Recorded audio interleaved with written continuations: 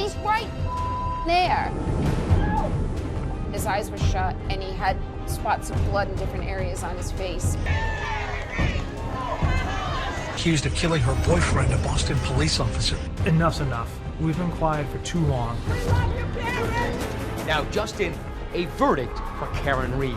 This is the case the whole country couldn't stop watching. I hit him. I hit him. I hit him. I said it with a question mark. It's like that My Cousin Vinny moment.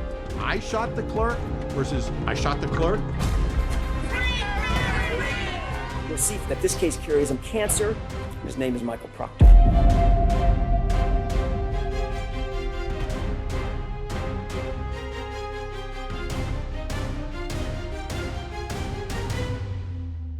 It began as a quiet tragedy in the suburbs of Massachusetts, but in just months, it spiraled into one of the most sensational and divisive courtroom dramas the state has ever seen. At the center of it all, Karen Reed, accused of killing her boyfriend, a Boston police officer, John O'Keefe. Prosecutors painted her as reckless, intoxicated, and guilty of a fatal mistake. Supporters insist she was framed, the victim of a cover-up designed to protect powerful people. And as the case dragged through the courts, it exploded beyond Massachusetts, turning into a nationwide obsession fueled by social media, conspiracy theories, and even Hollywood producers. But to understand how a night out ended in death, mistrials, and accusations of corruption, we need to start with the night everything changed. It began as an ordinary evening in Canton, Massachusetts. Karen Reed and John O'Keefe met for drinks around 9 p.m.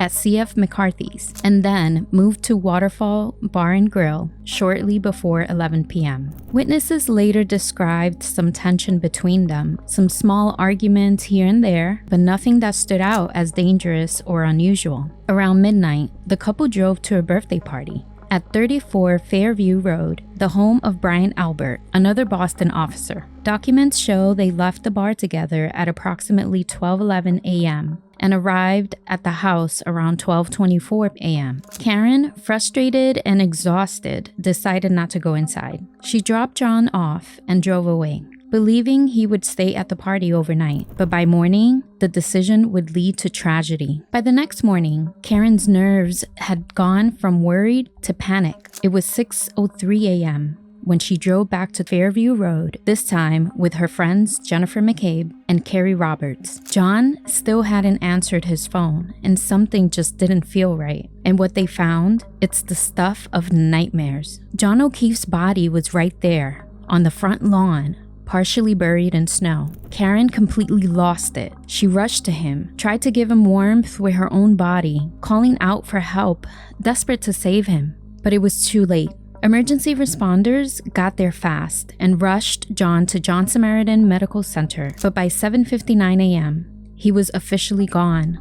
Think about that for a second. Less than 8 hours after Karen dropped John off outside the house, she's back at the very same spot, staring down at his body in the snow. That moment turned a night of birthday celebrations into the beginning of a tragedy that would soon shake the entire state. Now here's where things take a sharp turn, because the moment John was pronounced dead, investigators locked in on Karen, and their theory, it was brutal. They claimed that in the middle of the night, drunk and upset, Karen accidentally hit John with her Lexus SUV while making a three-point turn outside 35 Fairview Road. Their big piece of evidence? Shards of a broken taillight found near John's body. Prosecutors argued that cuts and abrasions on John's arm lined up perfectly with those glass fragments. And then there was alcohol. A toxicologist testified Karen's blood alcohol level could have been as high as 0.29% that night, more than 3 times the legal limit. If true, that would have made her highly impaired. But what really sealed this story,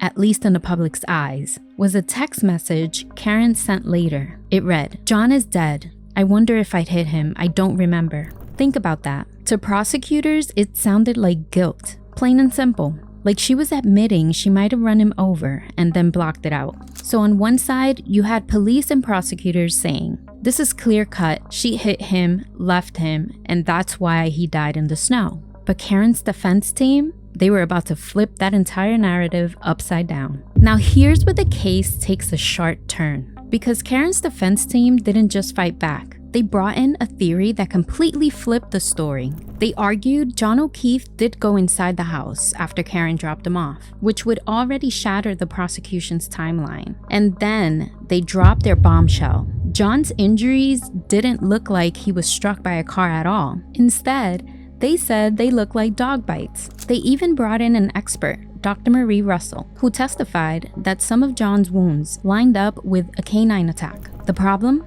The Alberts had a German Shepherd in the home that night. But here's where things get tricky and where I want to be very clear. First, John knew that dog. This wasn't some random stranger wandering into the yard. This was a man the dog had seen before. It's extremely unusual for a familiar pet to suddenly launch into a fatal attack. Second, even if the dog had bitten him, how would that explain his death? John's autopsy listed head trauma and hypothermia as causes, not blood loss from an animal bite. But dog bites can be serious, yes, but they're not typically fatal unless something else is going on. And third, the science just wasn't there. Forensic tests didn't find any canine DNA on John's clothes. If a dog had attacked him, you'd expect saliva or hair. Without it, the theory looked weak. So was the defense really trying to prove the German Shepherd did it? Not exactly. What they were doing was creating reasonable doubt. They didn't have to prove the dog killed John. They just had to show that the state's story about Karen's SUV wasn't the only possible explanation. For Karen's supporters, that doubt was enough to question the entire case. But for many others, the dog theory felt flimsy and unfair to the animal caught in the middle. And as if things weren't already messy, the investigation itself raised even more disturbing questions. Just when you think this case couldn't get more complicated, the spotlight shifts, and not onto Karen, but onto the very people investigating her. Because as the trial unfolded, it wasn't just about what happened to John O'Keefe anymore. It became about what the police and investigators were doing, or maybe not doing, behind the scenes. Let's start with the lead investigator, Trooper Michael Proctor. Turns out, while working the case, he was sending racist and sexist text messages about Karen, even mocking her while she was facing murder charges. And if that wasn't bad enough, he was also leaking confidential information. Proctor was eventually fired, but by then, the credibility of the entire investigation was already torched. Critical surveillance footage from the homes near 34 Fairview Road, missing or incomplete. Phone records, full of suspicious gaffes. Even the forensic evidence didn't line up the way the prosecution said it did. Experts pointed out that John's injuries weren't the kind you'd normally see from being hit by a car. No broken bones, no clear impact trauma. So was the taillight evidence really as solid as prosecutors claimed? Now put yourself in the jury's shoes for a second.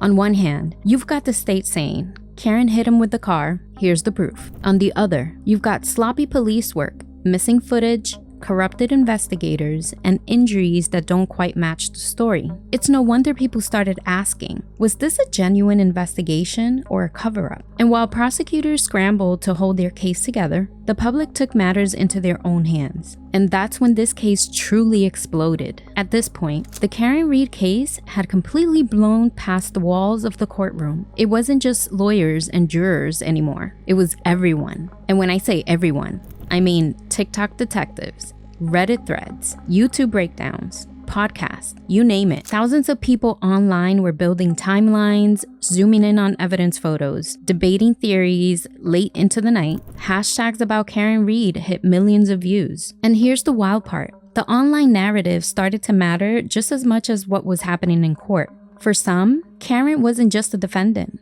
She became a symbol. Supporters said she was being railroaded, a scapegoat in a cover-up to protect the cops and partygoers at 34 Fairview Road. Others said the evidence against her was clear, and the internet frenzy was just clouding the truth. It got so big that major platforms jumped on it. Netflix and Investigation Discovery announced documentaries while the trial was still going on. So instead of a straightforward criminal case, this became a media circus, a courtroom battle playing out in real life. and a public trial happening online at the exact same time. And the louder the online debate got, the harder it became to separate the fact from theory. Was Karen Reed the reckless drunk driver prosecutors claimed? Or was she the victim of one of the biggest cover-ups in Massachusetts history? The only place left to settle that question was in front of a jury. By the time the case actually went to trial, it already felt like the whole country had made up its mind. But inside the courtroom, the details told a totally different story. The first trial kicked off on April 2024. Is stretched for 8 weeks, with 68 witnesses taking the stand. Jurors sat through hours of conflicting testimony. Some experts swore John's injuries lined up with a broken taillight, and while others argued they didn't look like car crash injuries at all. And remember, all of this was happening under the shadow of those police misconduct scandals, missing surveillance footage, investigators caught in lies, and evidence that didn't quite add up. After 25 hours of deliberation, the jury was deadlocked. They couldn't agree. The result? A mistrial. But that wasn't the end. In 2025, Karen faced a second trial. And if the first one was dramatic, the second was explosive. Once again, experts clashed. The prosecution brought in Dr. Judson Welcher, who testified abrasions on John's arms matched glass from the Lexus taillight. The defense doubled down on their alternative theories, even bringing the dog back into it, despite no dog DNA ever being found.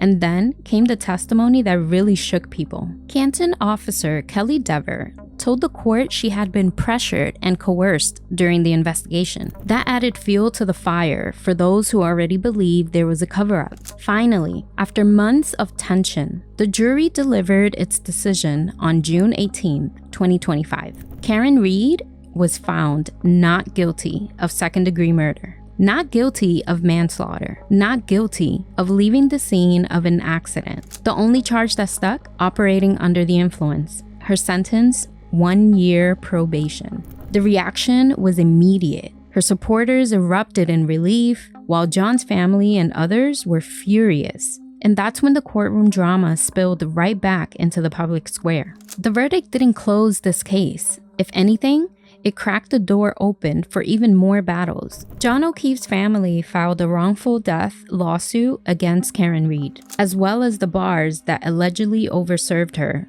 on the night of January 28th. That civil case is still ongoing, and it keeps the story alive long after the criminal trial ended. Then there's the dog, the Albert family's German Shepherd. Remember, it was the center of the defense theory. Reports say the dog was later removed from the home. But here's the thing, there was never any DNA evidence proving the animal had attacked John, which leaves us with more questions than answers. Why would they remove him from the home? Did they have something to hide? Meanwhile, in the political world, the fallout was heavy. Norfolk County District Attorney Michael Morrissey faced intense criticism for how his office handled the case. And the Massachusetts State Police, their reputation took a massive hit, with people demanding reform and accountability after the corruption and missing evidence came to light. But for the public, none of that changed the core debate. Was this justice or the biggest cover-up in the state's history?